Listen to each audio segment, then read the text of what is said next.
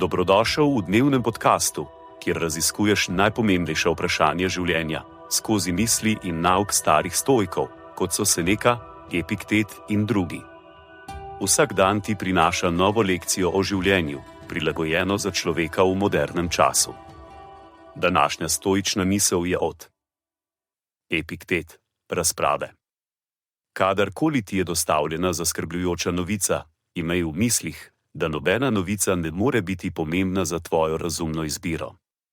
Ali ti lahko kdorkoli poroča, da so tvoje predpostavke ali želje napačne? Nikakor. Lahko pa ti povejo, da je nekdo umrl kljub temu, kaj je to tebi? Konec citata. Sledi kratka razširitev te misli za modernega človeka.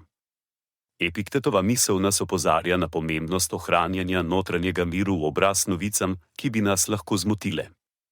Po njegovem mnenju se moramo zavedati, da nobena novica ne more vplivati na naše razumske odločitve, naše vrednote ali naše želje.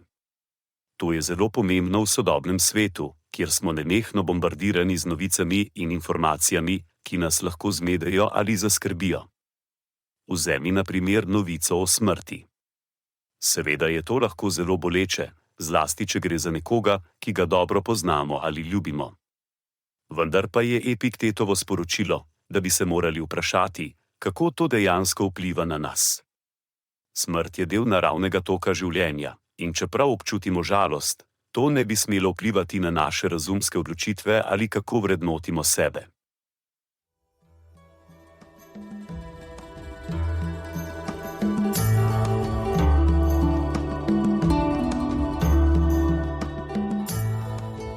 Kot pravi Seneca, nič ne osrečuje toliko kot ljubeča in zvesta prijateljstva. Zato podeli to epizodo z nekom, ki ti je blizu in ne pozabi slediti podkastu, da boš lahko obveščen, ko bodo objavljene nove epizode starih modrosti stoikov. Želim ti polno preizkušenj in poguma v tem dnevu.